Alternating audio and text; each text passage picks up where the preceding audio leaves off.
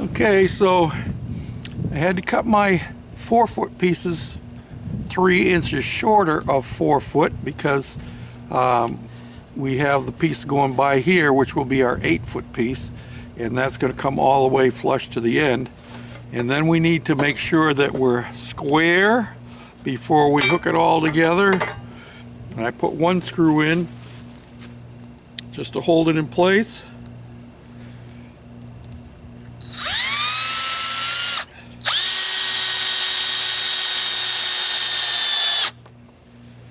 And I'm only going to put 3 screws in.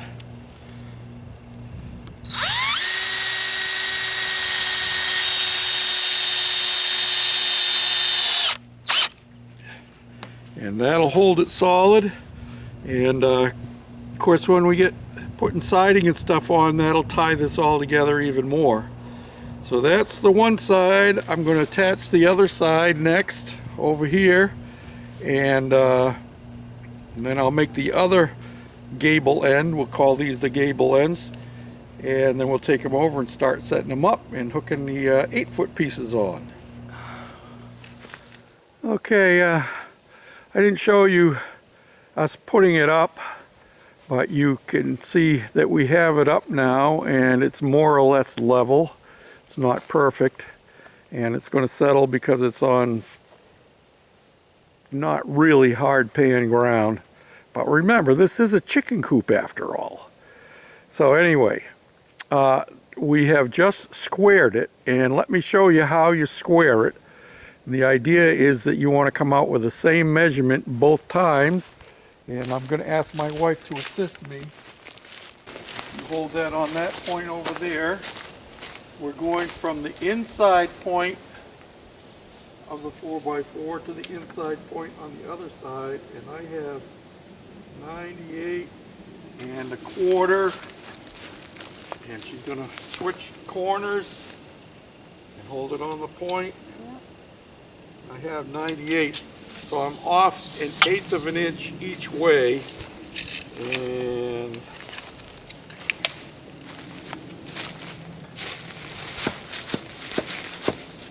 an 1/8 of an inch isn't a lot amongst friends, you know. And I'll be straightening that up as we go. So our next chore is to put our floor joist in, and then we're going to notch the 4 corners of the plywood that we're using for the deck, so it'll go down around here, and it'll be flush on the outside of all of our rim joists. And that will also help us to square it up, because once I drop that in place, that being square, if I need to make an adjustment one way or another, I can do that before I screw it down. And I suppose I should show you one more thing. And I'll bring it down in closer for this one. Before you can put your floor joist in, you have to lay out for them. And if you look down in here, you slide you down.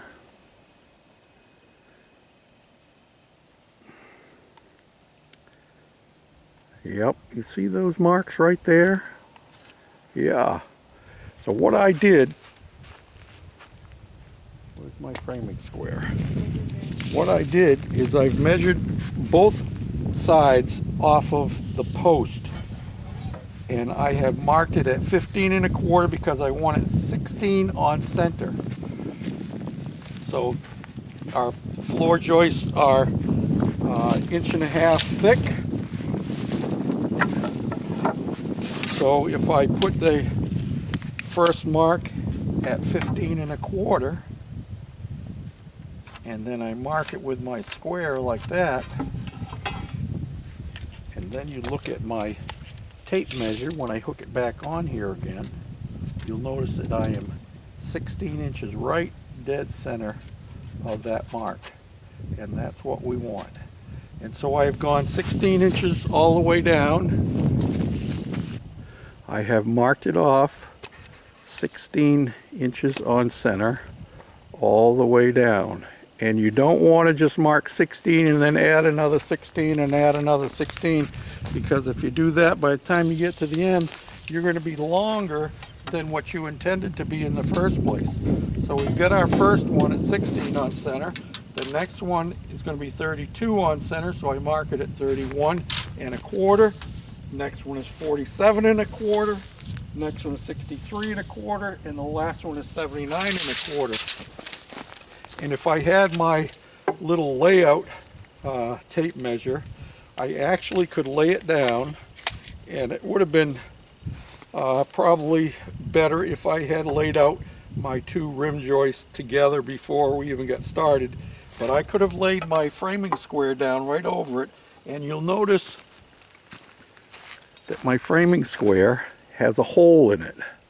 And the reason for that hole is so that when you're doing layout work,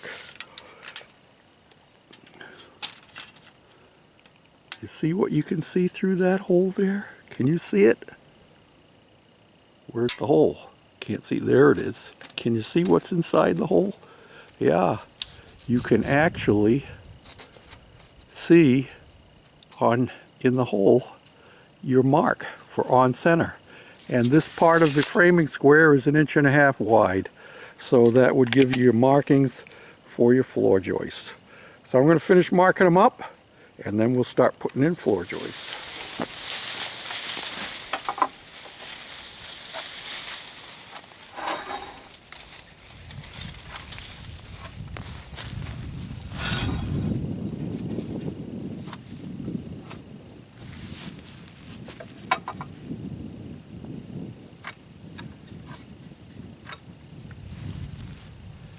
And I want to show you something else, because there's a reason for the placement of that hole.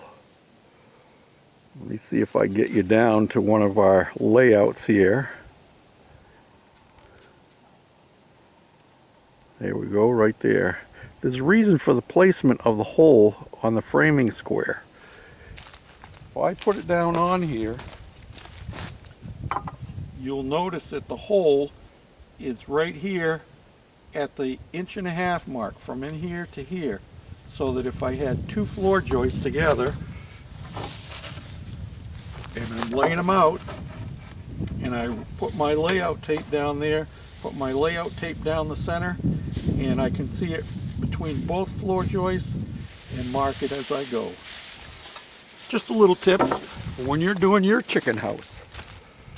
Now I happen to have a helper here with me today, and but if I was working totally by myself, and this will still be helpful for my helper, I would put one of these on the one end of my floor joist away from me. That is called a helping hand. And how that works is when I put my floor joist in place, I can stand on the opposite end where I'm going to nail it first, and I drop this right in place just like that, and that nail will hold it while I'm working on the other end. That's an extra hand, or a helping hand. Just a tip to help you along the way. So I got my helping hand holding the other end. I get my screw started here. I can lower that down into place.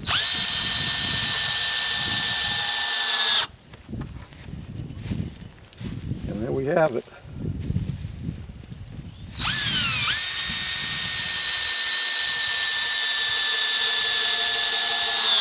Just like that.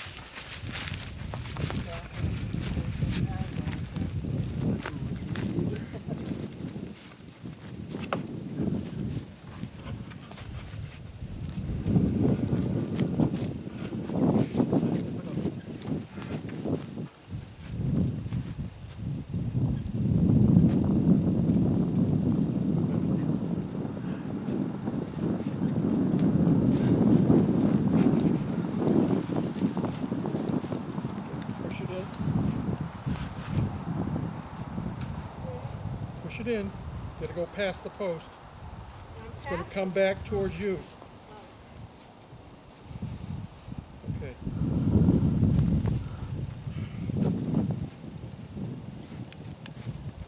Okay, come back there and pull the bottom over. Is it gonna fit? Yep. Okay.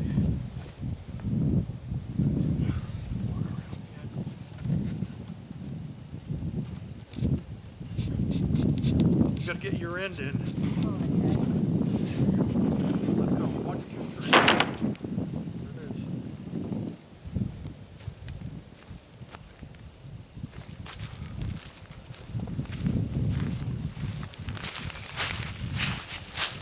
Now you're wondering how we did that. I notched the corners out on my plywood so it fits around my post. And the whole idea of this is that everything is flush on the outside, so when it comes time to putting siding on, I'm not having to put blocking on and stuff like that. Another reason for notching these corner posts is I'm not depending on my fasteners to hold my floor joists in place, because they're actually resting on the post in the notch. So that's a construction tip for you. Make it stronger, make it better. So I'm going to nail this down now, and thanks for watching, commenting, and for subscribing. And until next time, this is George, the Shade Tree Fix-It Man, and I'm here under the shade trees on Shady Acres in Holiday, Tennessee. We're waiting for the leaves to come. That's a ways off yet. It's still only March, but it's in the 50s in great working conditions. Till next time, bye for now. And I want to give a big shout out to my wife. She don't like being on camera, but she helped me anyway. Bye now.